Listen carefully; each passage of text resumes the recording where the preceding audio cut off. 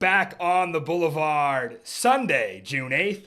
As always, here to prove to you there is no such thing as football season, and there is still no such thing as a St. Louis Battlehawks playoff win. We're presented by the Believe Network. They've choked on a silver spoon. DC 36, St. Louis 18. Welcome to the show, Bozo the Clown, TPG. Yeah, just what a horrible day, you know. Not only am I on the wrong side of both games, but I mean, my team just absolutely got their doors blown off and they never even had a chance. And now I have to uphold my end of the bet. I got to come on this show looking like an absolute idiot so you can laugh. And yeah, I feel like I've just been the butt of the joke all year. So hopefully, you know, we could revisit this episode next year and it'll be bulletin board material for my team and just extra motivation for me to, you know, rub it in your face even harder whenever I get the chance next. The 2026 Battlehawks will return. Very young team. Got to think they're the early favorites to defend that Week 10 championship. They've won back-to-back years now. I heard the banner is going to be hung in the Battle Dome Week 1, the Week 10 champions. It's a beautiful banner. I can't wait to see that at the opening ceremony of the Battle Dome in 26. Folks, bear with me tonight. I am inebriated. I absolutely indulged tonight. This felt good for so many reasons. You know, honestly, I know everyone's expecting me to come on here and just pile on TPG, and the fact is, I sort of feel bad for him, and I can't believe I'm saying that. But Fuck you. I mean, Fuck you. We didn't even get a game, dude. Like, we didn't even get a chance. Like, you didn't have a chance. No, I mean, that thing was over. It's BS. The game ends. You say, oh, we're going live right after. I'm ready. I'm putting on everything. Waiting for the Zoom link. I don't know what the hell you're doing. And then I go on Twitter and I see, oh, you're just memeing me. Like, clearly, you know, that's your priority. That's all you care about is just shitting on me. You don't give a fuck about this show. All you care about is clowning on me. So don't say you don't feel bad because, no, you do. I do. Whatever. Feel bad. No, you don't. You don't feel bad. Listen, it's pretty sad, dude. Like, I've been through it. I've been there. You sent me a tweet that said Anthony Becht is the James Franklin of the UFL. It couldn't be more accurate. I'm aware. I know how it feels. I mean, it's tough. It's tough out there. I've been through it with Penn State. I've been through it with my Green Bay Packers, who seem to lose every year before they get to the Super Bowl. It's tough out here. Sometimes you wish you didn't make the playoffs, right? You wish you just went 1-9 like the Brahmas and didn't have to deal with this. No, screw that. I will just say, like, yeah, it sucks to go out like that, to just get your doors absolutely blown off in the game that meant the most all year. But you know what? It was a fun season at the end of the day. Like, you're going to say Week 10 champs, regular season champs, whatever. But you know what? This team brought me a lot of joy watching them each week. And it's just disappointing for it to end. Sounds like a eulogy. It's just very disappointing for it to end the way it did. I mean, if it was a close game, I could have said, you know what, you know, we battled, we fought, you know, but I can't even sit here and say that. I can't. And that's the worst part about this whole thing. Not even mad. I'm just heavily disappointed. So we made a bet on Thursday. It was kind of a three-parter. One part was the clown, the wig, the nose, the bow tie. Second part was the shirt. Go ahead and show us that one time for the camera. Back to Week 3. Jordan Tamu is my daddy. Boy, did he prove that today. Excellent No games from JT. screenshots. No screenshots. And the third part. We bet if the Battlehawks would lose, a silver spoon of Old Bay down the throat of the People's Gambler. And if the Defenders lost, for me, it was going to be a bottle of Malort that TPG is going to gladly Venmo me for after the show. Can I just buy you dinner? Can I just buy you dinner in St. Louis instead? Yeah, that might be more expensive. But, if you're buying, I'm ordering. I'm ordering the porterhouse. If you're buying. But you might not have wanted to do that. I'm bringing you to an Outback. I'd have just paid for the Malort. I'm taking you to an Outback Steakhouse. Just don't take me to a pizza joint in St. Louis. Your pizza sucks. No, yeah, definitely. I will not do that. So part 3 was a spoonful of Old Bay, the DMV delicacy. Actually, funny story. When we were making this bet, I texted TPG about spoonful of Old Bay, and he said, "Is that bourbon?" So I didn't know what the hell it was. Being a loyal Midwesterner, had no idea how we get down in the DMV with our special seafood seasoning. Put it on crabs, put it on clams, put it on your sandwiches, whatever. He ain't going to put it on anything but down his throat. TPG, you want to do this now or save it? Yeah, hand me that silver spoon through the camera, please. Hand it to me. Hand it to me. Here you go, fella. Don't choke. Right. Don't choke. I got it. I was with my buddies on Friday night, and we went to the grocery store. My one buddy, Tony Packer, he was cooking us chicken wings, and I was like, "Hey guys, before we go, I got to get this seasoning just in case." But I'm not losing this bet. I told them I'm not losing. I lost. I did try it though on Friday night. I literally just dipped my pinky in it, and you know what? It wasn't horrible, but I'm like, damn, a whole spoonful in this. Like, this is gonna be the cinnamon challenge part 2. So I dumped it all over myself when the Caps won the title. All right, show us the spoon. How much is enough? Like, oh yeah, that's good. Can I knock a little bit off, or is this gonna kill me, Matt? I'm gonna be take a little off. Take a homicide in you don't gotta do. Yeah, you don't gotta kill yourself, but yeah. How's that? Spoonful's a spoonful. Is that too much still? Any last words? Good morning, good afternoon, and good night, Springball Boulevard.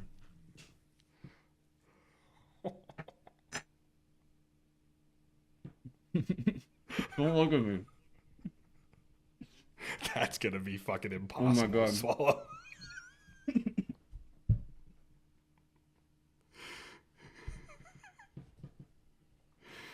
Old Bay. Oh my god, it's so salty.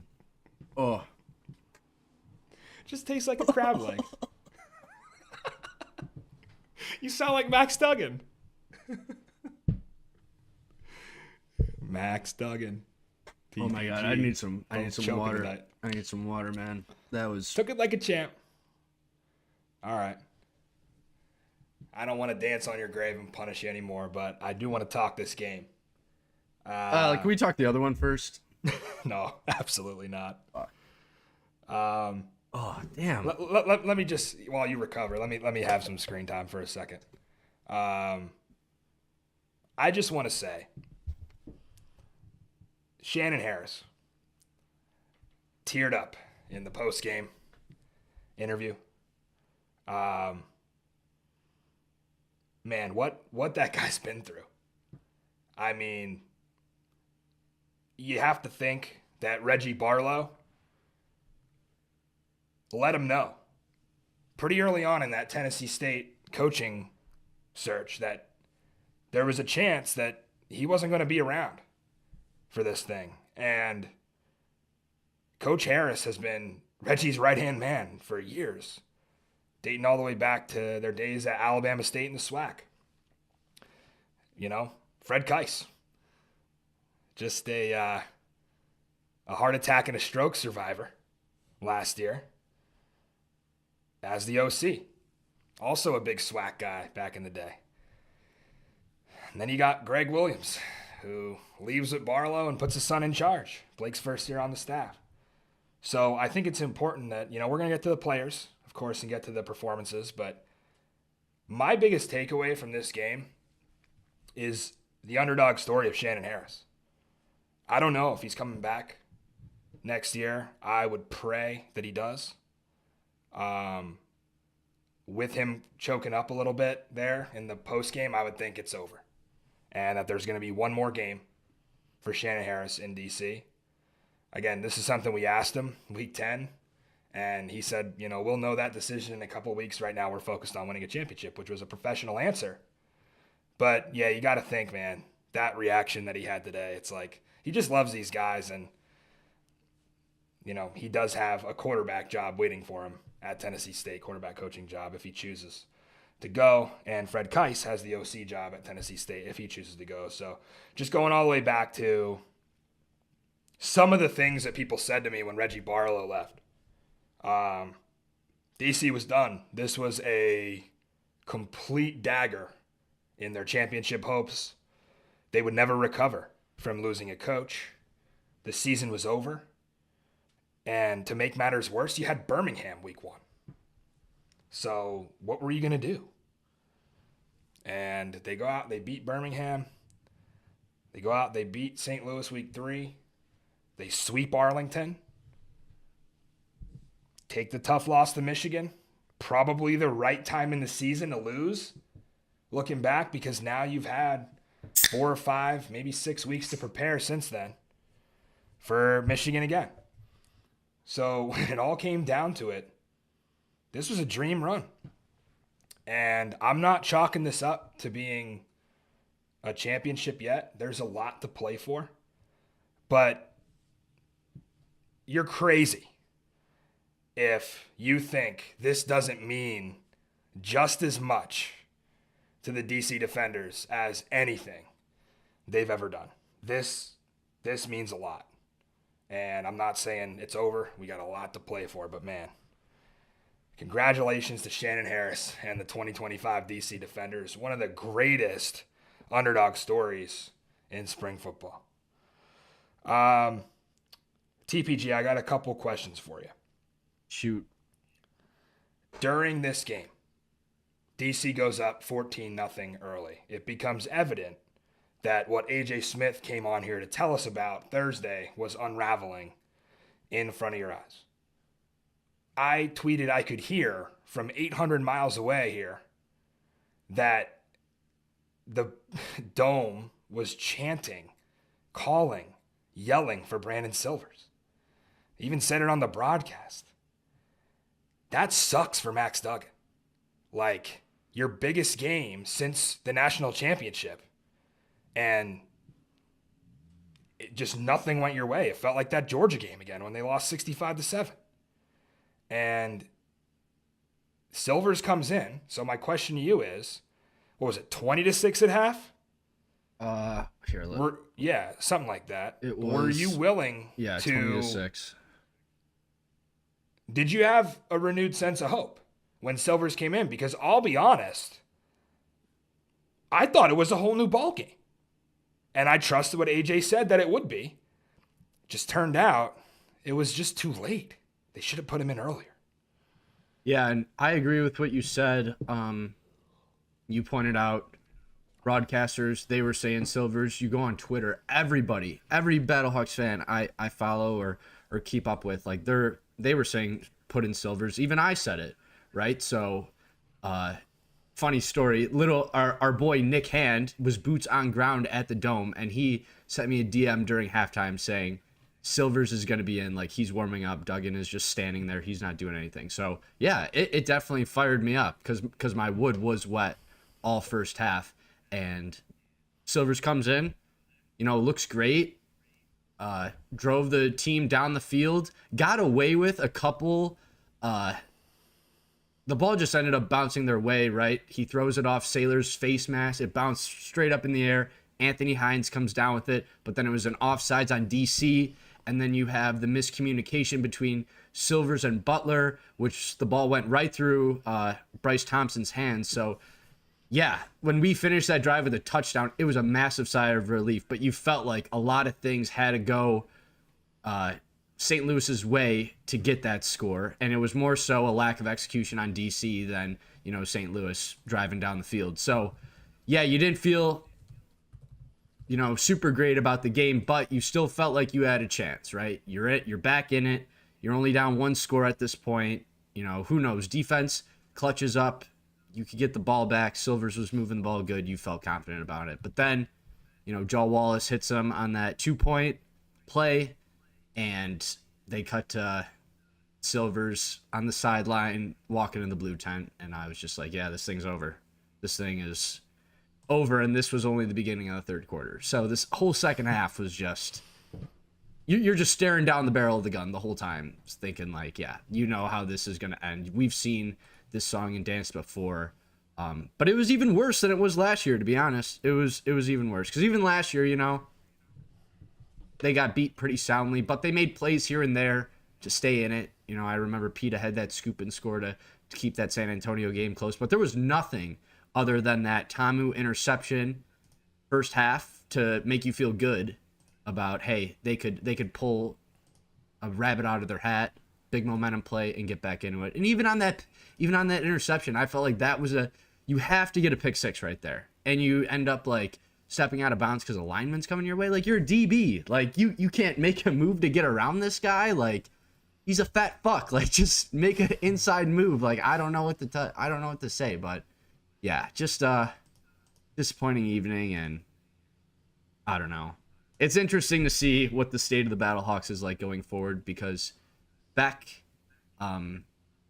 you know, he was interviewing for college coaching jobs, so I don't know if that's something that he definitely wants to be a college coach. You could tell. So, you know, if the opportunity presents itself, maybe he's not here next year and you're looking at an entirely different team culture and all that. So, yeah, I said enough right there. I'm going to kick it back to you.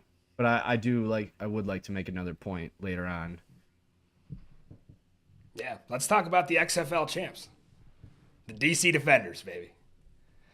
Man, what a defense.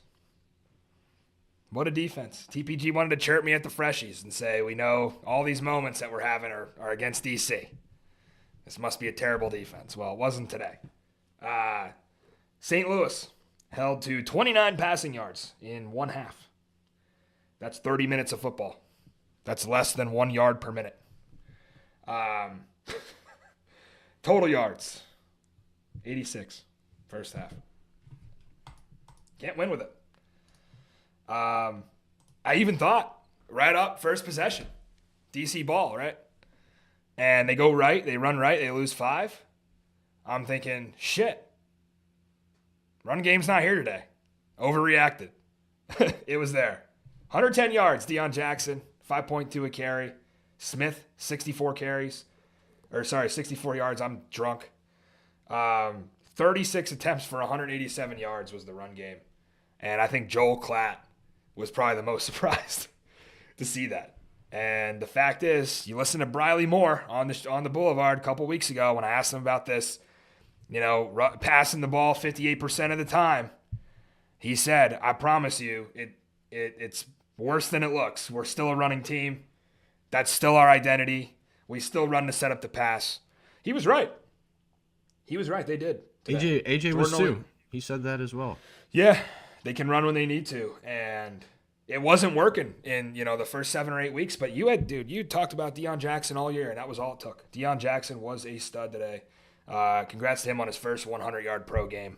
Hasn't done that since he's been at Duke in college. Had a couple big games in the NFL where he had 100 total all-purpose, but never 100 yards rushing. So, yeah, I thought, you know, nice stop by the Battlehawks right off the bat, first drive, but just didn't end up mattering. Seth Williams with that catch. Who is this guy? One of the catches of the year. I mean, I don't know. It's like I've talked about DC's receivers all year. Ty Scott went down week 3. Javon Antonio was inactive for this game. Had to think that was because he fumbled a couple times a few weeks ago. And they trusted Seth Williams. And, man, like, where does Von Hutchins find these guys? I mean, I know Seth Williams was a stud when he was in college at Auburn. You look back, and he was making big plays in the SEC, big-time receiver. But to have a guy there who just came in 3 weeks ago, make that catch in that moment on a Battlehawks DB who's been around all year, it's when you kind of knew, like, why does it feel to me like every time JT goes deep in the Battle Dome, like, as that ball's in the air, I'm just thinking, holy shit, it's a touchdown. Like, someone's fucking open. Dime. Somebody's open down there. And it was a great contested catch. That started it.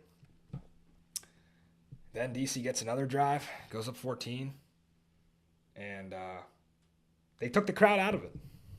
I think there was maybe 1 or 2 third downs that entire game, TPG. And remember, DC tried 11 of them. They went 7 for 11 on third. Maybe 1 or 2 of them, that place got loud. The rest of the time, it was fucking quiet. And Joe Wallace told us on Thursday, when that place gets quiet, you can hear a rat piss on cotton. He was right. They just went to Silvers too late. Like, you got coaches that used to, go against you in this league. And it's not just AJ Smith. I'm sure it was everybody saying, why is Beck going to die on the Max Duggan hill? Why is he willing to do this when you knew that was your weakness? Like, you can't run the ball and play defense against DC and treat it like Houston. I understand that, but he got him there. That's why. I guess, but so did Jamar Smith. And what happened today?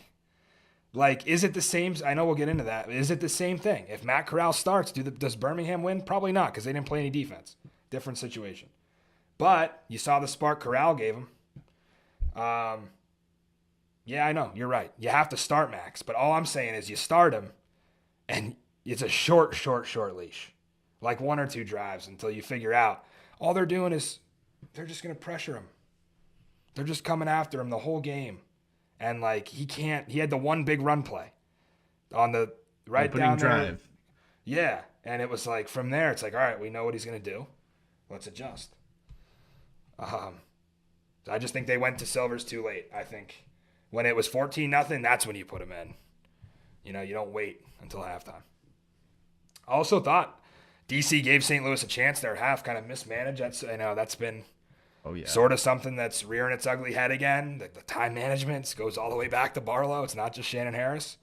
What was that? End of the half, you got no timeouts, and you're going to run the ball and then kick a field goal instead of taking a shot to the end zone. I think they probably could have scored if they would have went for the end zone there. So, yeah, between that and then knowing Silvers was in for the second half, you just knew that was going to happen. I'm thinking, all right, well, it's a 12-point game. It's totally manageable for St. Louis, and their defense makes plays. They get turnovers, and just Silver's getting hurt there. I think if he doesn't get hurt there, maybe it's a 2-score game, but it wouldn't have been 36-18. I disagree. How about I got to ask you about my favorite play of this game, which it defines this season for DC. Can you guess? 3rd and 1 flea flicker. Yeah. If you want to talk about dropping your balls on the head of St. Louis, that's selling out for the run with 9 guys in the box, and you call it a flea flicker? Like, that was insulting. But it's not even like the DB was even fooled. Like, they weren't even fooled. It was just, Tamu just put it up. DB was out of position, right? He was in phase, right? But underthrown ball, DB doesn't have his eyes there. Receiver does. So Cornell Powell is able to adjust. So, but yeah, it was a ballsy call. It was a really ballsy call. But that was probably the most frustrating thing about today was what the Battlehawks do well. They get pressure. They stop the run. They didn't do any of that. And then on the flip side, on offense, what did they do a good job with? Pass protection and running the football. And that was just non-existent all day. DC was just able to exploit their weaknesses. And, yeah, it was just super... I don't want to toot my own horn, but on Thursday, the padlock stat, shout out to Josh Pate. I love the padlock stats. The ones that the games are defined by. We talked about on Thursday. In week 3, Manny Wilkins lived in 3rd and long. Can you guess, TPG, average 3rd down distance for St. Louis tonight?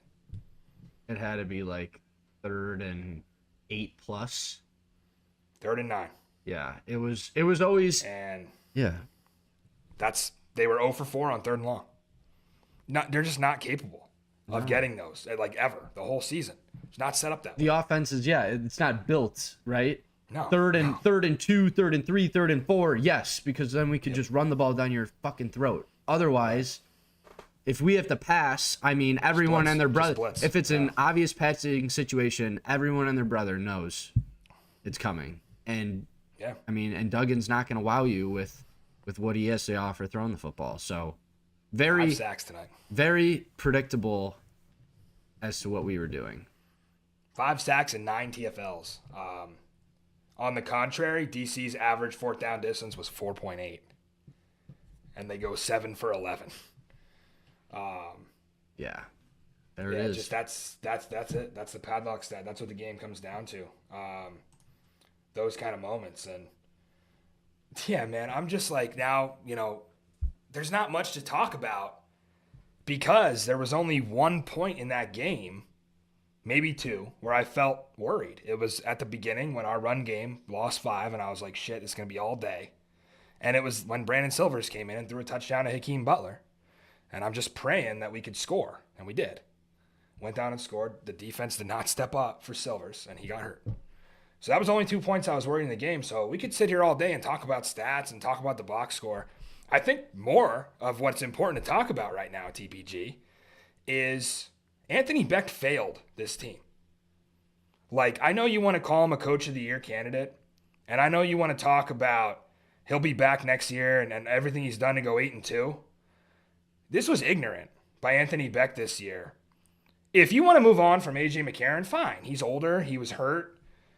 I thought it was a really stupid decision, but to each his own. He's the one coaching, not me. The problem was you go out and get somebody else like Brandon, and if it's not Brandon, another quarterback that can throw the ball. Like, we know at this point what Anthony Beck did was he wanted to be Adrian Martinez. He wanted to be the Stallions. He wanted a running quarterback. And he failed by forcing that, by getting Max and Manny. And I don't know, this defense, you said it on Thursday, it's the best defense the Battlehawks ever had. Yeah, they shit the bed today. But the Brahmas that's defense. That's what got them to 8-2. Like, you talk to Battlehawks players that didn't come back, one specifically who we won't name, but I bet you could guess who, has gone on record to say, damn, best defense St. Louis has ever had. I never had a defense like that when I was playing for the Battlehawks. So you just dropped the ball by, we know, right, that Dave Bowler and Anthony Beck, they're both making personnel decisions. It's not just Bowler.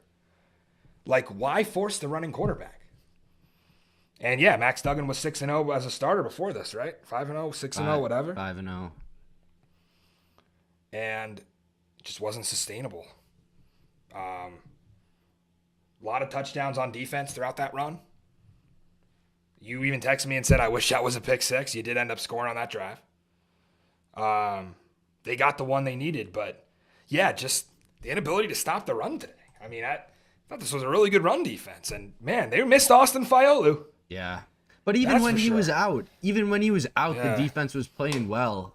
And great linebackers in here. And we were stopping the run, but I could sit here and I could be, Debbie Downer on my team, but Matt, I got to give kudos to you and the DC offensive line. They came to play. They protected Jordan Ta'amu all afternoon, all evening. The run game was dominant, just blew our front seven off the ball. I think maybe part of that had to do with just, and Clyde even pointed this out, like when you bring all your defenders up on the line, like there's no second level, right? It's easy for a back to just break through and then you have a 10, 12, 20-yard gain.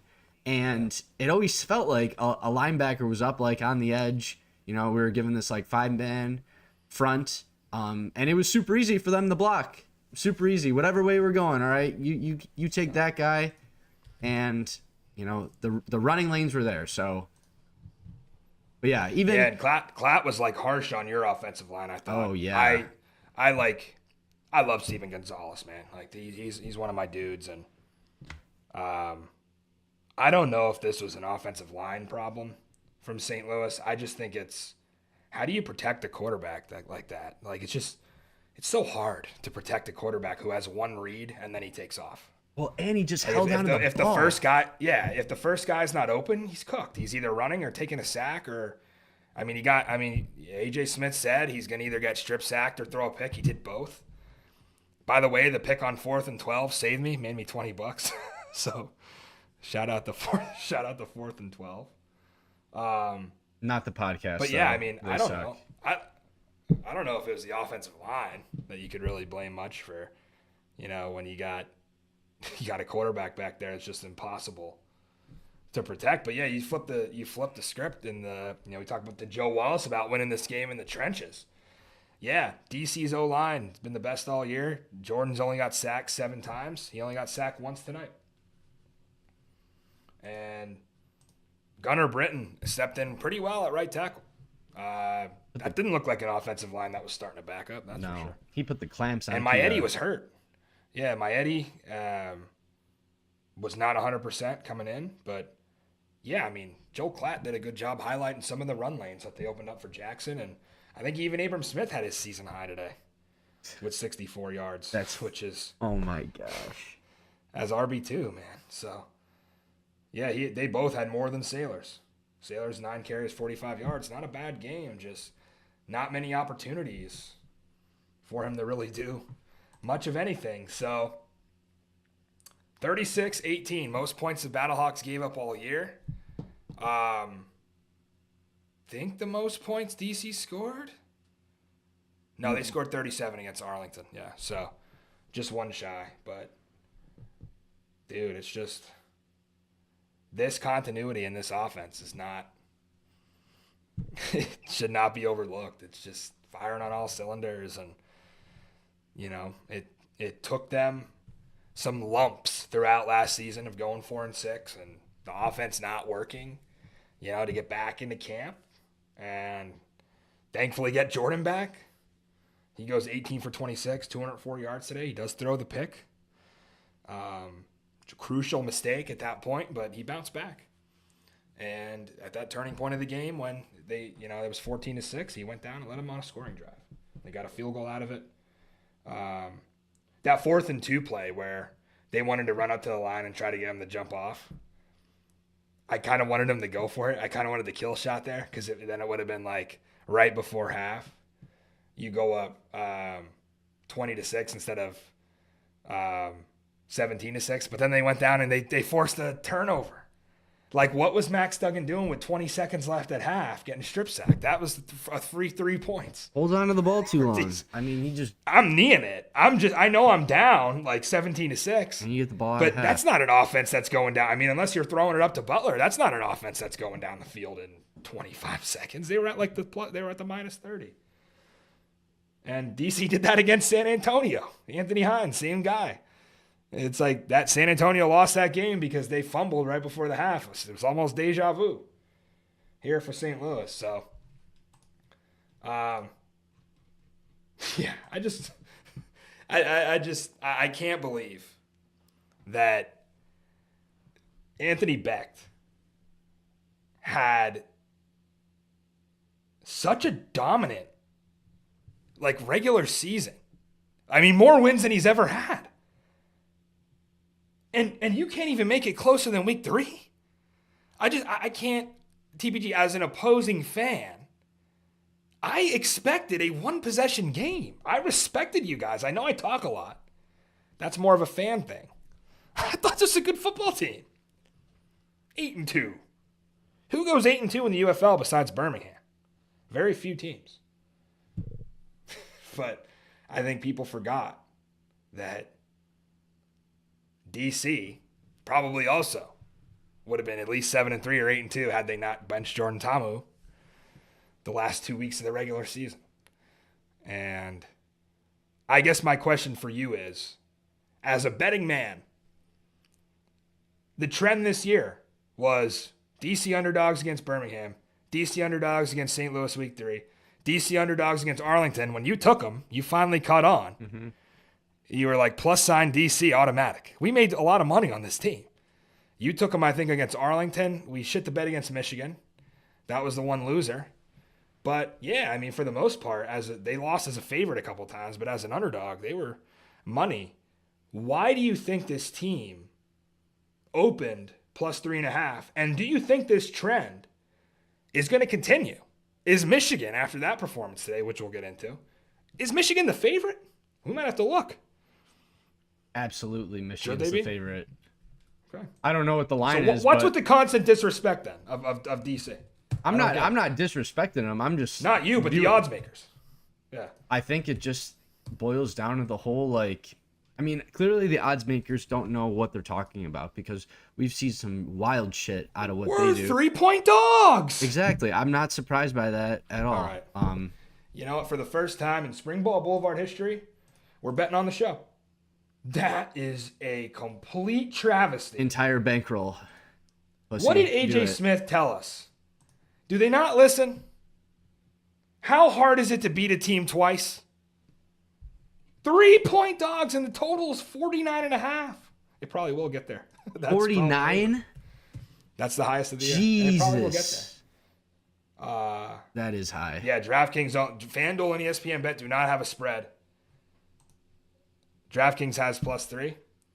And folks, I am right now putting +3 $1,000 in my cart, even though I already have. So I didn't tell you this, TPG. I noticed last night DraftKings was offering exact championship bets. Did you see that? ESPN Bet was too. I was contemplating taking one, but I was too much of a bitch to get down on it. Probably a good thing. Yeah, it probably was a good thing. So saved you some money, but I had DC +450 to start to open the season. I thought you had a better odd, like 600. No, they were +450 to start the year. Okay. And I'm glad I got it then because when they beat Birmingham, it changed a little bit. I don't think it ever got back. It might have got back to like +410, but it never got to 450. But I've already got the future. But they offered this exact bet, and it was DC to beat Michigan +900. DC to beat Birmingham +900. Both. Why not put a unit on both? Yeah. I've already got the future. Smart play. I mean, think about it. I'm spending 2 units, and it's +900. So, yeah, I'm making at least 7 units profit, regardless if they win. Yeah, right, exactly. I don't care but, I'm doubling down on the future, basically, and at a higher price.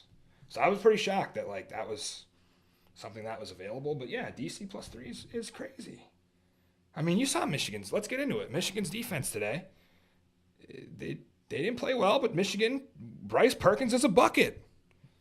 Couldn't be stopped. Don't know if DC could stop him either. They sure as hell didn't do it week 6. 44-29. Holy shit. I mean, 44 points against a defense everybody thought was pretty good. I didn't think Nolan was capable. Well, as long as Perk's in there saving his ass.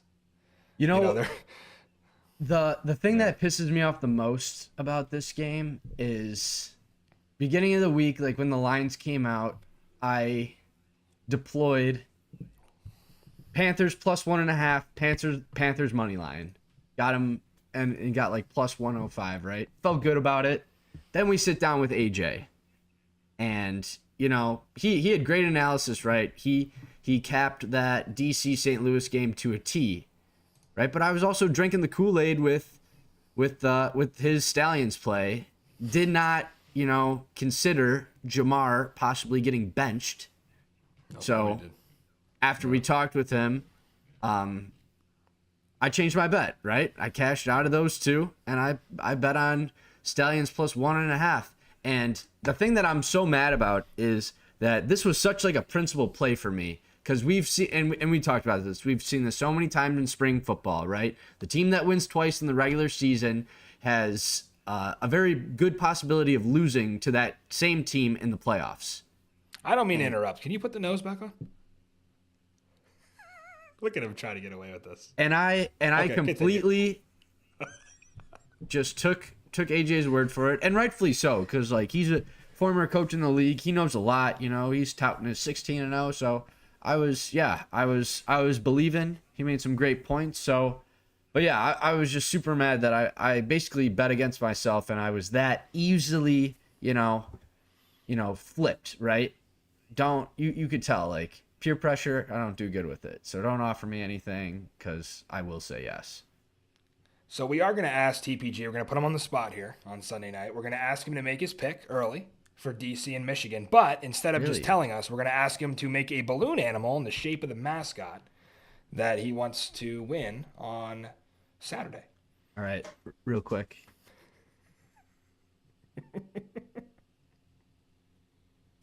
Let's hunt, baby. Fuck DC.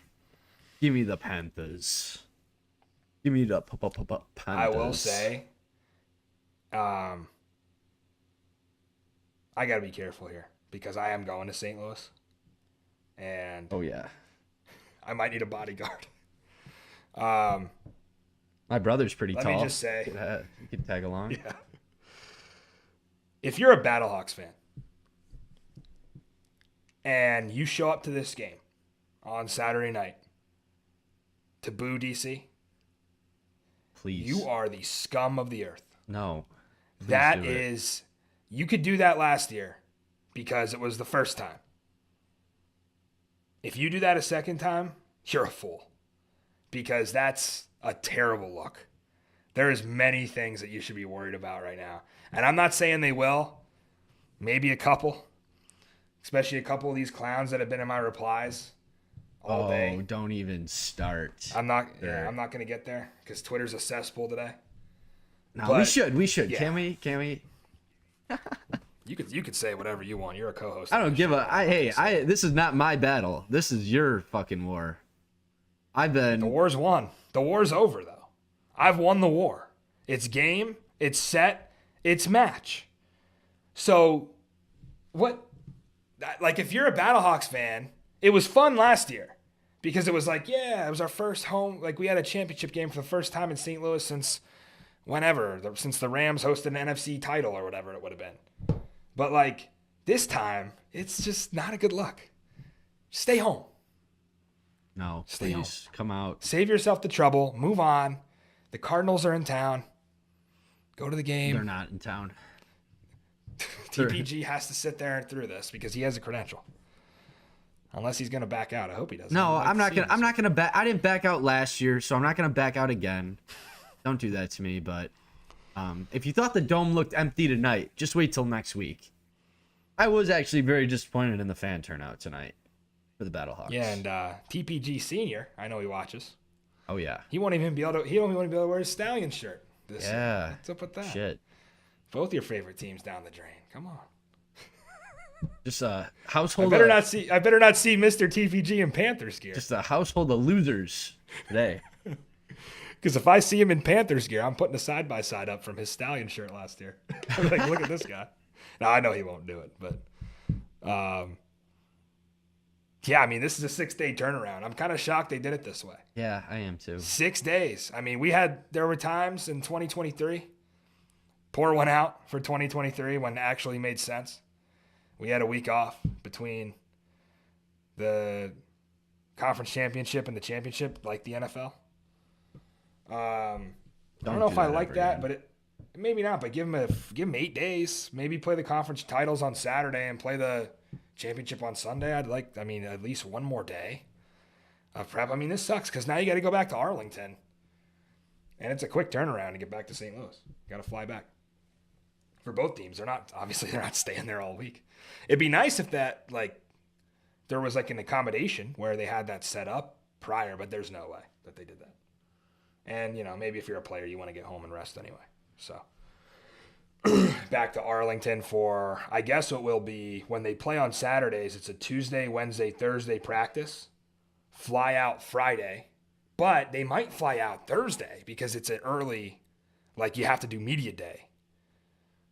We expect media day to be Friday. Last year they actually arrived and bussed over right from the airport.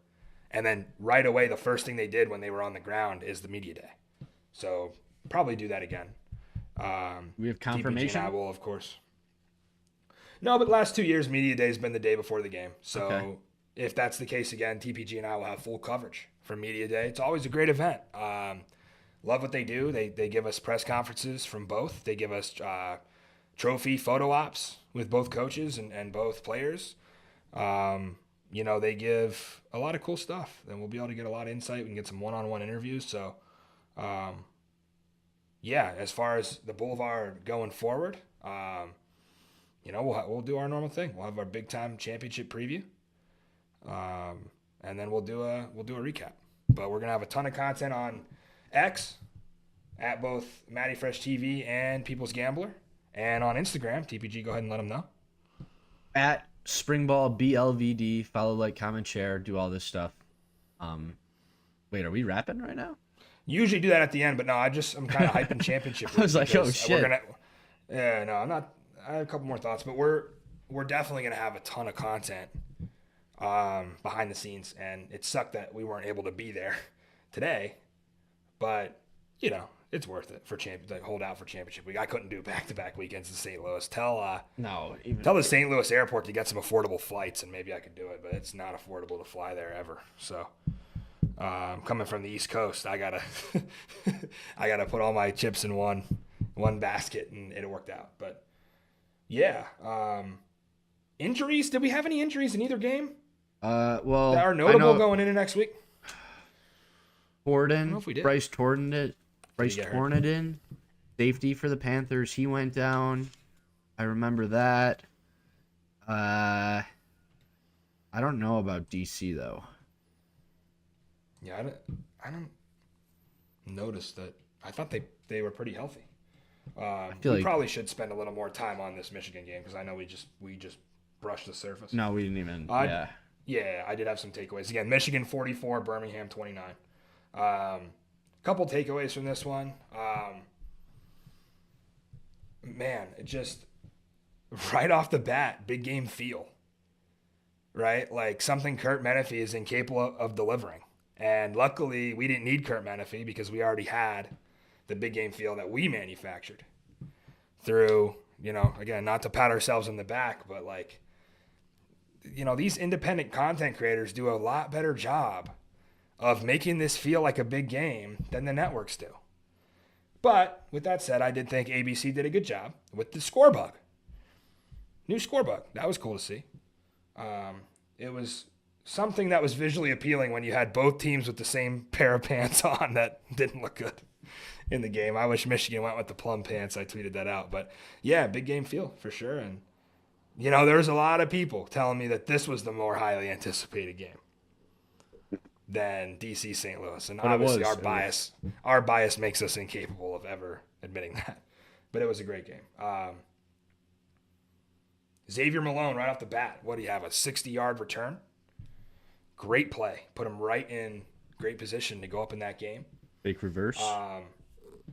Shocked he doesn't get more reps at receiver, I think. You've got Jalen Moore out there fumbling the ball. You've got Samson Nakua non-factor. Xavier Malone should be wide receiver 3. If he's that shifty and he's that good of a player, he could plug right in next to Turner and Mariner. Give him some more playing time against DC, I would think. Main point we made on Thursday. Michigan scores touchdowns. Really good in the red zone with Bryce Perkins and Toa Taua. They're automatic down there.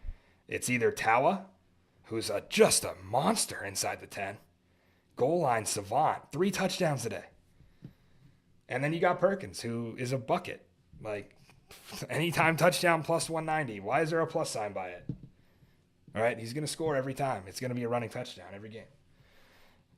So between those two, you have an automatic touchdown every time you get inside the 10. Birmingham settles for field goals. And Mevis missed the first one. That set him back a little bit. I know it's hard to ask a guy to make a 56, but he got the second one. He didn't get the first one. That hurt him a little bit. I think that the determining factor of this game, TPG, and I'll throw this to you then, the third quarter. They fell apart in the third quarter last year. And I think Mike Nolan even said going into halftime, he's like, we were up 18-6 last year. And I think that's the last thing a coach should be talking about to TV. Yeah. When he's going in the locker room. That's Mike Nolan for you, though. They won the third quarter 13-3. So let me ask you, is it Bryce Perkins? Is that the difference? Or do you credit the defense there in that second half? No, I don't. Well, yes, I agree. Perkins played a phenomenal game. I'm not going to give the Panthers defense credit, though. But I will say, similar to St. Louis, the Stallions could not stop the run. They got ran over the entire game. Every time it felt like Toa got the ball, he was getting, 3, 4, 5 yards. It was. And let me just make a quick point, by the way. I don't want to interrupt you. Matt Colburn was not listed in stats today. Huge oversight. What? Because now you've got Michigan. You've got Michigan at 39 carries for 144 yards. This is official stats. and 3.7 a carry. That is not the case. Colburn had a good amount of rushing yards. Yeah, I can't add him up run by run, but that's bullshit. Because he was gone for weeks and they never put him back in. Yeah. So don't look at stats, but go ahead. Well, yeah, I thought the Michigan ground attack was great. Ran all over that Stallions D. But I think, in my opinion, this game boiled down to 2 plays for me. 2 third and longs. The first one was in the second quarter. Michigan had a good drive. They get a penalty. They get backed up. It's like a 3rd and 12 or whatever. And ball snap. The Stallions just drop back into coverage like a major cushion, right? And COC Mariner just runs this nice little drag across the middle. Nobody even sees him. Nobody even communicates. Hey, we got a man underneath. Everyone's just bailing. It's the easiest completion of Perkins' life because just no one is in 10-yard vicinity of this guy. And they give up a first down on a 3rd and 12 that should have easily been, a settle for 3 in that situation. So once that happened, I was not confident in the Stallions at all. But then they bring Corral in, they do some good things. Corral really gave them the spark. Getting those 2 second quarter scores, cutting the deficit only down to 7, heading in a half. But then Michigan gets the ball third quarter, and they have a 3rd and 14. And what happens? Perkins drops back, nobody's open, and he does what he does best, right? He turns into Superman. I don't know if he is Superman. I don't know if the Stallions just haven't practiced tackling drills, but he ropes off a long run. I don't know how long it was, and converts on a 3rd and 14. Like, what are you doing? The Stallions defense was just horrible. They could not get out of their own way. And even when they did have the big play of the game, with that forced fumble right after they had that touchdown at the start of the 4th, like, they just still let Michigan, do whatever they wanted offensively and could never clutch up and make a game-changing play. Yeah, and you go back to our kickoff show, and I picked DC and Michigan. I did not think it was going to be this kind of DC and Michigan. I thought the Michigan Panthers were going to run the ball and play defense and be one of the lower-scoring teams in the league. I didn't see this. 40 points, 44 points in a USFL Conference Championship game. I knew DC, JT would bounce back and have the kind of year he did. Didn't expect Michigan to win this way. No. Like, if they're going to win a game, you figured it was 28-10, not 44-29. So, man, their offense showed out. And Marcel Belfay was dialing. He was dialing up the plays. I will say, absolutely pathetic showing from the officials in this game. They took over the game. Michael Vandervelde, you're the worst. I still haven't forgiven you from that Penn State Notre Dame debacle where the 3rd pick in the NFL draft, Abdul Carter, was held 15 times and wasn't called once.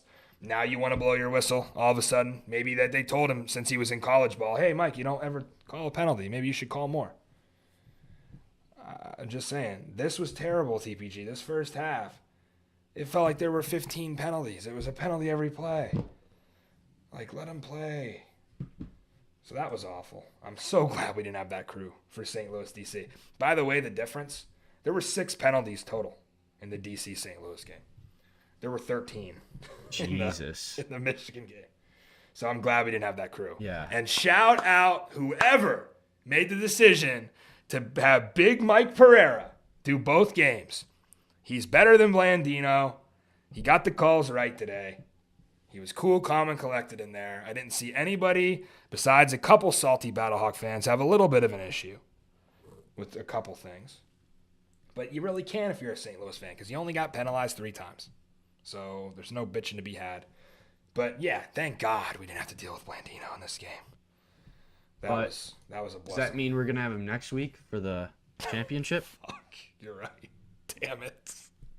Don't speak too soon, Fresh. I'm out of it. So I don't care. I don't care at this point. I'm just here. God. I'm just here to support the league that I cover.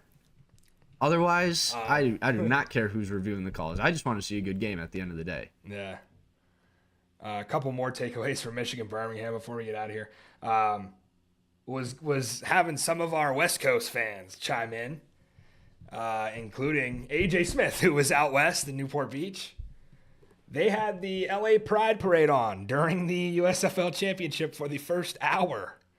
You thought Joel Osteen was bad? Yeah. How about a Pride Parade?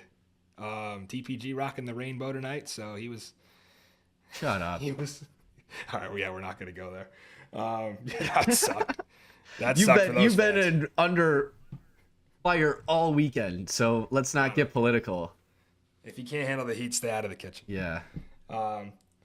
But yeah, I thought, during this game, both defenses were very bad on third down. I think I told you, like, Michigan's defense was like a traffic cone, and you were like, well, Birmingham's isn't looking much better. And you were right. They just, a shell of themselves from a team that shut out the San Antonio Brahmas in 2024 to giving up 44 points in your next playoff game. That's a John Chavis issue. I think, remember, he was their DC, and I guess he left before the playoffs last year, so maybe that wasn't even the problem. But TPG, was this season for the Birmingham Stallions the demise of the dynasty? One of two things. I'll give you both options, multiple choice. Okay. A, Zach Potter, the absence of him.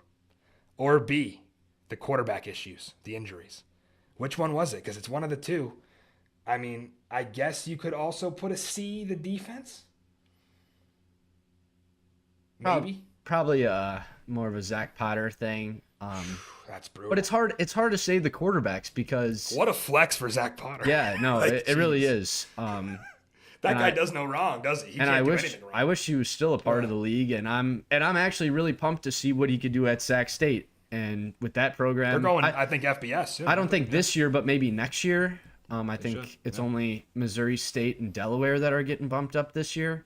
But yeah, I'm excited to see what Sac State's going to do. They're going to be playing in the Pac-12, Travis Feeney's old stopping ground, so that'll be fun. But Missouri State and Delaware. yeah, Imagine if they played. That's like St. Louis and DC all over again.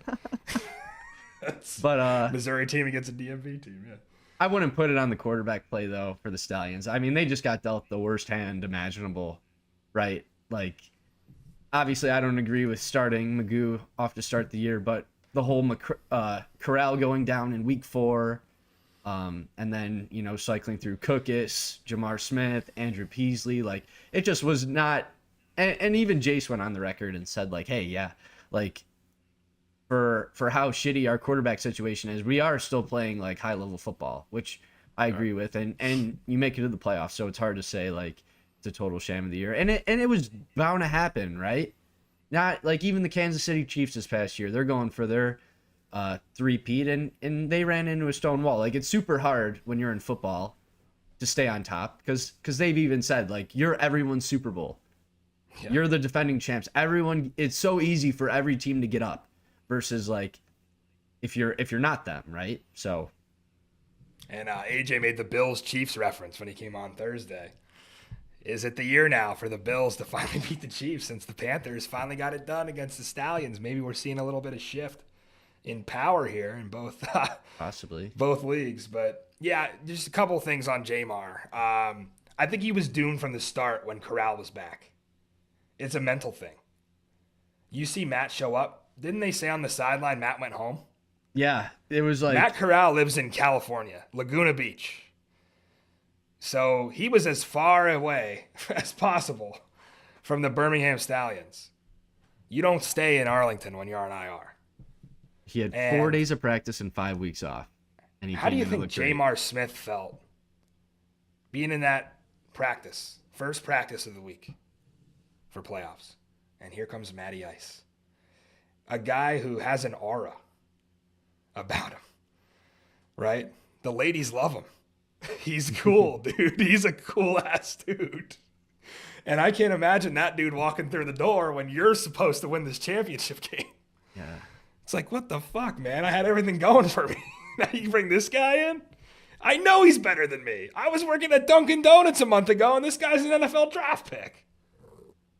Like, I know I'm here because he's hurt. You don't have to remind me, right? Like, I already know. And, yeah, you wonder, like, if Jamar, like, felt footsteps and felt more pressure when he was clearly playing so free the last couple weeks. And you can't throw a guy in and be like, hey, you better play well. Because the guy behind you, was my first choice. So you better play well. I think it fucked him up from the start. And, Skip, he lived this. He already made the mistake in week 1. He said in the press conference, I don't know. I left Magoo out there. Maybe I should have put Corral. He even admitted that. He wasn't making that mistake twice. Yeah. When it was time, it was time. He was not about to lose that game because of pride of having his Louisiana Tech guy in there. No way. So props to Skip for having the balls to go to Corral, because did you see Jamar's face on the bench after he got pulled? Oh, yeah. Your heart broke. Your heart broke. Like how he thought that day was going to go. And that's just a reminder of football, man. It can go just as bad, just as quickly for you. And for that to probably be his last pro game, I mean, he's not coming back, right? Maybe as a QB3, but yeah.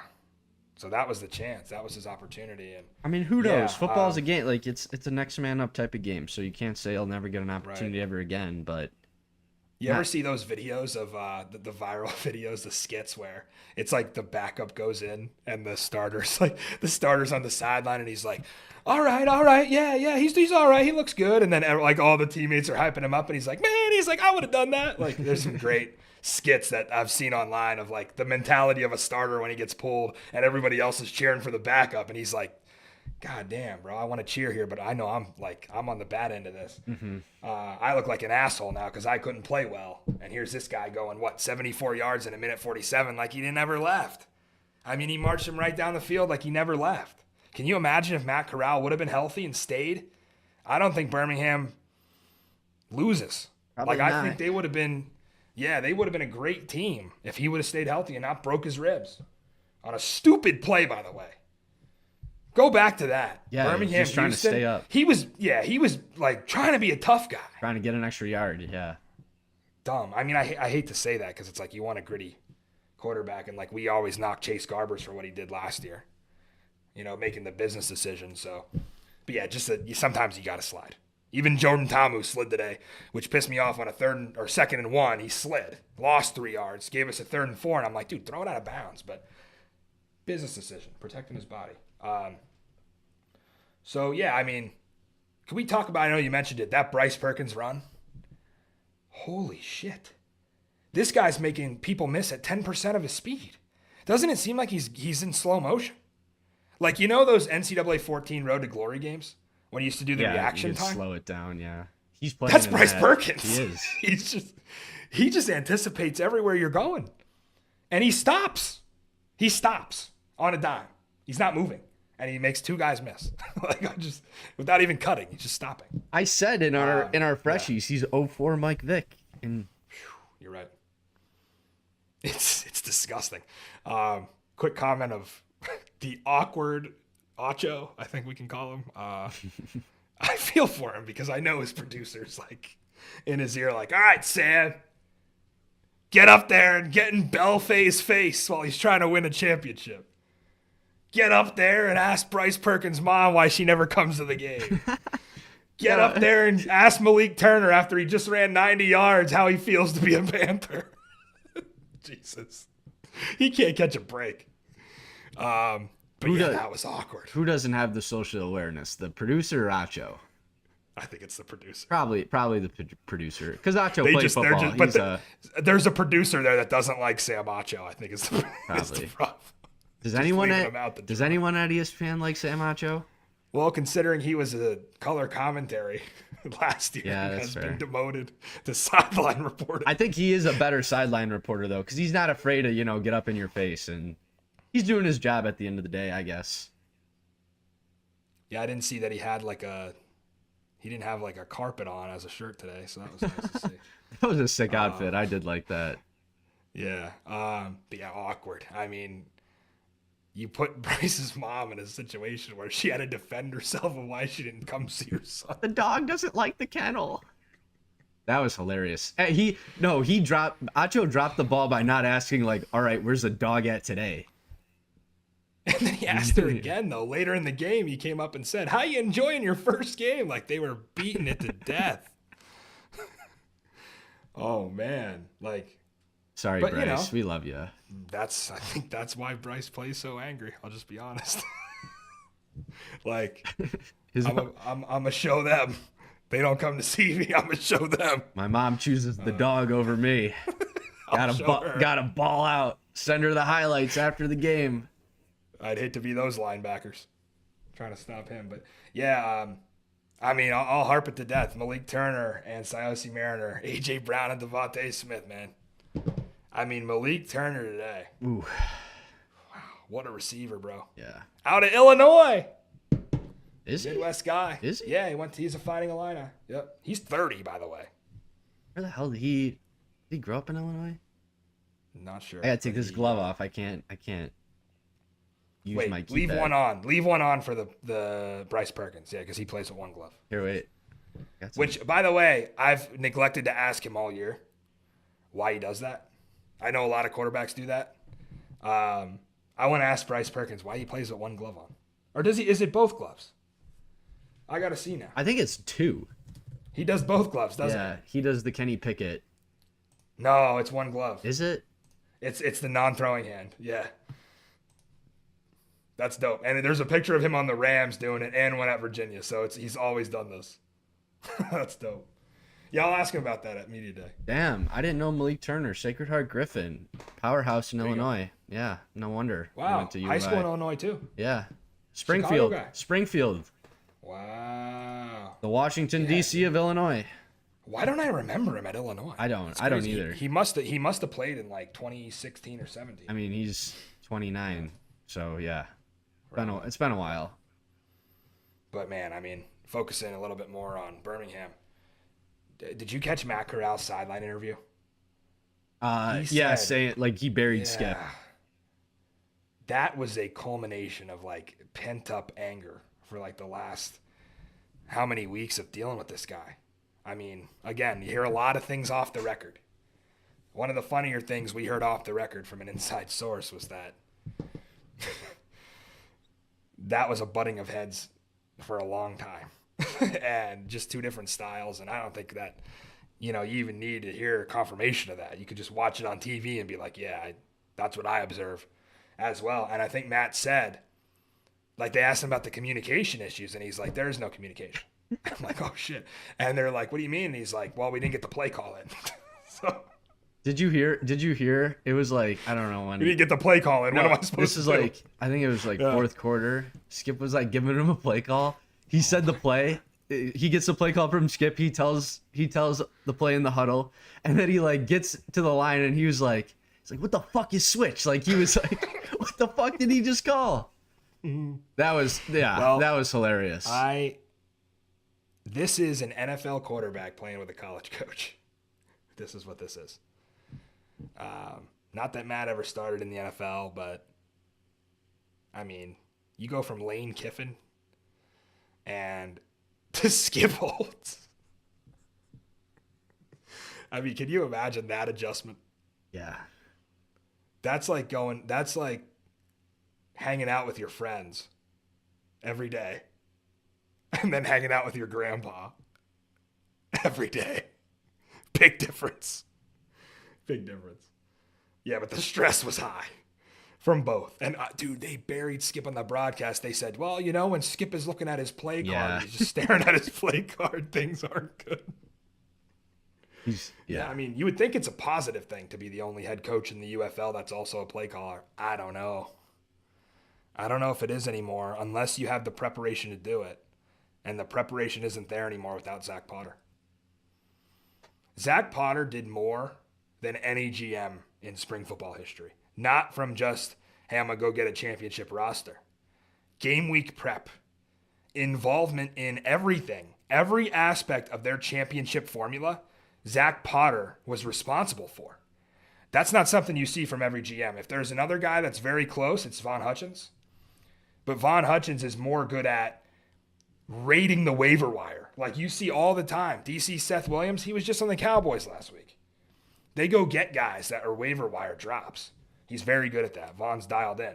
But Zach Potter, he was, you're talking just the unsung hero, like the play scripts, the film, chopping everything up. The kid probably spent 90 hours a week working. And this I don't is think something he ever slept. And this is something Yeah. I told you over the phone is like, when you're on staff in this league, right? You don't have interns, you don't have like all these resources, right? So you got to be able to wear a lot of different hats. You got to be a jack of all trades versus like if you're an NFL GM, right? Like you have a whole scouting department, you have all these, you have ops guys, you have all these resources at your disposal. So like if there's something you don't want to do, you don't have to do it. You can just pass it off on to the other guy, and that's why I kind of get frustrated when I see like what Birmingham did last year. They got, or this before this year started, they went out and got a former NFL scout guy, but an old dude, like a 50-year-old, 60-year-old guy, and it's like how is he going to be able to, you know, give you a PowerPoint? How is he going to be able to, you know, break down shit in an Excel sheet? Like he's not, right? So that's just added stress onto the coaches. Right, and they got enough to deal with, right? So when they're looking around in training camp and something's missing, it's just like a presence, right? Something's off here. Where's our guy? Mm-hmm. Well, he's at Sacramento State, and he's off to. I think he's younger than both of us. He might be like my age, or yeah, he is. He's gonna be someone special, and for Zach Potter to enter this and play his cards right when now every major college football program has a GM. It was never like that before. And I think Andrew Luck was like the first one to introduce that position at Stanford, and now everybody has one. Penn State has one. Everybody's got one. So he's going to move up quickly in the ranks, and it's going to be cool to see the rest of his career play out. I hope he becomes an NFL GM one day because that's what he deserves. And Absolutely. It is a flex for Zach Potter that the years he was there, they won. The years he was not, they didn't. Simple as that. Right? Simple as that. Some coaches can't win without certain quarterbacks. Some coaches can't win without certain GMs. That's just what it boils down to. But, yeah, for the Michigan Panthers, we're not talking about them enough. I think this probably even felt better for them than it felt for DC to beat St. Louis. Just from an internal, oh my God, we did it. Like just the elation of, damn, everybody talked about how we could never do this. 0-6. And I know some of those losses weren't theirs. You know, they have a lot of new faces on this team. A lot of the defensive guys were new. And Bryce didn't really play. I mean, he was out for the playoffs last year, right? So, yeah. You know, they had some new faces, but same coordinators. Belfay, Bauer. Want to give a credit to Colin Bauer, man. Thought he might be on the hot seat with how bad Michigan's defense looked down the stretch. But, yeah, made some second half adjustments.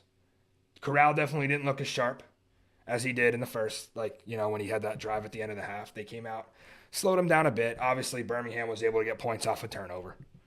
But, yeah, I mean, when it came down to it, they got the stops they needed at the end of that game. And Colin Bauer is another interesting, like, young coordinator. He was a linebackers coach and was promoted to DC. So Colin Bauer, hats off to him. And then, yeah, Marcel Belfay, who is a longtime CFL head coach. Now one of the better offensive coordinators in the league. And I know A.J. Smith talked about this with, they have two different offenses, one for Bryce and one for Danny. Well, doesn't matter because the one with Bryce is the one they're going to go with in the championship game. And they kept saying he was hobbled. Did you see? No. Did you think he was hobbled? I think he's just like playing it up, making teams second guess. Like, oh, is he fully healthy? Like he is. Yeah. Or he's just a great actor. It makes you wonder if like. It makes you wonder when we talk about sports in general and how regular seasons in sports matter less and less. Like the regular season in college football was the one we always loved because every week mattered. Now it's different. You got the 12-team playoff. You can get in there with 2, sometimes 3 losses. Mm-hmm. Well, NFL, we know it doesn't matter. I mean, hell, the only championship I ever saw in the NFL that my team won was the 2010 Packers that were the 6th seed. Won every game on the road and won a Super Bowl. So we know that doesn't matter. Even go outside of football. Doesn't matter in college basketball. Doesn't matter in the NBA. Doesn't matter in the NHL. Caps, best team in the regular season. They don't do anything in the postseason. So it makes me wonder, TPG, if the UFL is another example of it does not matter what happens in the regular season. If you get in the playoffs, you could beat anybody. And it makes me wonder, like, the last 4 weeks of holding Bryce Perkins out, was that more of a, like, everyone's going to think he's going to be rusty. Like, we spent too much time talking about he's going to be rusty. And it's not just you, dude. Like, like AJ said that. Like, that was something that was very, like, something to consider. And we just spent too much time talking about it because it wasn't the case. And I think they made the right decision by holding him out because people weren't focused on him then. Absolutely. And even with when McCarron got hurt last year, his first action back, like, he didn't look, still played good enough to win, but it's not like he blew the doors off anybody. So yeah, it just by nature of watching these leagues for however many years it's been, like, yeah, you expect that, but yeah. Well, we're going long, so let's wrap this up. Let me say this. DC, this is the week we show up. I know it was tough. We didn't have a lot of fans tonight. The ones that did show up, by the way, shout out Nate. I know you're watching, Nate. If you're not, I'll send you this clip. Saw you on TV. The district defender. Shout out that guy. I know you shared his story, TPG, to the Springball Boulevard thing on the lawn in front of the Gateway Arch. Legend. And there was a few others, too. Shout out Doug Defender and Catterday. They were there. They showed up. This is the week we show up, though. This is the week we get on the plane from Dulles and we fly into St. Louis with a plane full of red. This sports city loves their teams. These are some of the most passionate fans in America. And yeah, I know St. Louis hates Stan Kroenke, and that's why they came, and that's why they showed up, and that was the original heartbeat of the Battlehawks is we hate Stan. Well, guess what? The DC Defenders never lost their NFL franchise. They still hate Dan Snyder. And that's why a lot of them are Defenders fans. They became one.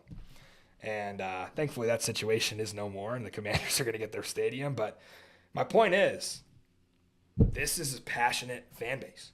And I know everyone, rolls their eyes when Joe Wallace comes on the show and says, we have the best fans and St. Louis is second. Well, here we go. This is your time, DC. You showed up in San Antonio in 2023 for one of the saddest nights of my life when a 4-6 Arlington Renegades pantsed us in a championship game when we were the better team. And it was clear they were 9-1. We were the better team. Not going to happen again. Can't happen again. You cannot lose to this team twice. So, need our fans there in force. People aren't talking about the fan matchup here. I think Michigan's going to travel. I hope we so. saw 17K. Yeah, we saw, 16, 17K? Yeah. At their last game. What a job by their marketing and their fans. Like, I know they did the Jake Bates bobblehead. Well, now you got a championship team. And I think the love for the Panthers goes back to the 80s. Weren't the Michigan Panthers like 16-0 and one of the USFL in the 80s? And they won a championship as like an undefeated team? Like, they still care about that team.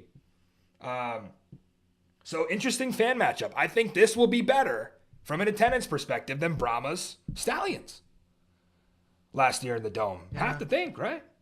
Yeah, I agree. Because the XFL championship, you watched it on TV. That was a good crowd in San Antonio. That was a good crowd. Yeah. Better than last year where it looked sort of empty. I know the UFL doesn't love this. I know Russ Brandon has to go up there and smile and give the trophy to Shannon Harris. And in the back of his head is what could have been. What could have been 50,000 fans if St. Louis makes a championship game and they get to play it up as, this is what we've been waiting for since the Rams. Sorry. Big red fuck you got in the way of those plans. And this old silver spoon, TPG, which you ripped some Old Bay from, you choked on it. So, with that said, 36-18. I'll never forget this day. I'll never forget these moments leading up. Now it's on to St. Louis for the championship game, June 14th, 8 p.m. Joe Tess? Hell yeah. Joe Tess on the call. DC Defenders, Michigan Panthers, over under 49.5. There's going to be some fireworks, folks. Could we see overtime? What a quarterback matchup. You got who's going to win MVP? Oh my God. Is that going to be bulletin board material for whoever doesn't? Do we know when that's going to get announced this week? No, but I'm glad they waited. I hope they wait. They should just wait till after the game at this point. Yeah, winner takes all. Yeah, basically. Because that's going to be a bad look, right? Giving your MVP to the championship game loser, because we know whoever wins it's going to get the championship MVP. Probably. Yeah, most likely, yeah. Probably. But yeah, what a QB matchup. We'll get into all this, of course. Too drunk to remember, but are we, think Wednesday? Yeah, right? We're doing Wednesday. Yeah. Okay. Because I have to drive down, you have to fly in, send me your flight info. I can't wait to see you, buddy. I'll still pick you up from the airport, even though I'm mad. Can we get a diagnosis of Old Bay? How was it? Would you eat it again? I was like fighting demons for a second. Like it was so salty. Like it was just all up in my nose and like spicy. Just more salty, I would say. But when you watch this back, I probably didn't get the same look off my face for about 10 minutes. So would not do it again. Not as bad as the cinnamon challenge, but wouldn't do it again. Before we get out of here, I got to toast you, TPG, because I can't believe I'm about to say this. You've been a hell of a sport. You got free will as a human being not to come on this show tonight. You got free will to say, fuck you, I'm not ever showing up again. You got free will to say, take your credential and wipe your ass with it, I'm not coming. And you hung in there. You honored your bet. You got completely berated by me all week. You hung in there, you took your punches. And you're still here. So that's more than you could say about these scumbags in my replies who are still going off at this moment. Just shut up. You lost. What are we talking? Why are St. Louis fans still in my replies? Dude, they hate you. You are the most hated man on the internet this weekend. Well, I'm going to need a bodyguard. Well, say what you want about me. Say what you want about me, but don't question my integrity. I'm willing to say it. I've tweeted enough. Yeah, can you log off for the night? I didn't at the time, but now I've tweeted enough. Take a day off tomorrow, please. Just put the phone down, touch some grass, go outside. Don't do a victory lap? Or was this enough of a victory lap tonight? I think you're good. I would just hold anything you have to say till after the game if you win. You've talked a lot of shit, right? And it can only go one way from here. You know I'm not coming with the same fire against Michigan. Yeah, you've been in this situation before. In the words of TPG on Thursday, yeah, I'm a little worried. So go ahead, clip it, Michigan fans. I'm a little worried. Bryce Perkins is a bucket. And I certainly was more confident going against Max Duggan than I would be against Bryce Perkins. That's pretty obvious. But no, yeah, like final thoughts before I get out of here, man. Congratulations again to both winning head coaches, Shannon Harris and Mike Nolan. Michigan will be playing in their first ever championship game since the 80s. DC, second in 3 years to get back. So that'll be fun. And I just hope, man, it's been tough for me as a sports fan over the years. It's been since the Packers won the Super Bowl in 2010, and then they lost, I think, 4 NFC championships. Went 0-4 in NFC championships with Aaron Rodgers. The Washington Capitals win the Stanley Cup in 2018, losing the playoffs every other year. And then most of all, my Penn State Nittany Lions. Perennial bridesmaid to the Ohio State Buckeyes, and always have to watch them get married while we sit there and catch the bouquet. So, it would be nice for once to celebrate what I think would be my first championship since 2018, TPG. Let's win one. I haven't won one since the 2015 Blackhawks. Who's your baseball team? The White Sox. Okay. forgot about that. I've had my own recent successes in my football career prior to that. Damn, But as a fan, well, you know, as a at least fan, your teams never make the playoffs, and you don't have to. well, worry about yeah. Except End the show. End the show. At Instagram, TikTok, at Springball BLVD. This guy's talked enough. I'm ready to get out of here. It's late on a Sunday night. I have to go to work tomorrow in the morning and put on a fucking smile for all these coworkers of mine. So it's going to be hard. Going to be running off a little sleep. But I'm excited to head down to the Lou this weekend for the poor man's Super Bowl. Yeah, and if you're a St. Louis fan, you show up, say hi to me. I don't bite. I'm not shy. Just say hello. I'm a nice guy. And if I don't see you then, I'll see you at the Week 10 Champions banner hanging ceremony at the Dome Opener in 2026. For the People's Gambler, Bozo the Clown tonight. I'm Matty Fresh. I'll say it again. You always remember, there is no such thing as football season. And I hope we prove that today. I hope some NFL fans, some college football fans were tuned in, especially for that Michigan-Birmingham game today, and realize this league's not a joke. It's for real. Some ballers in this league. We'll see you Wednesday night.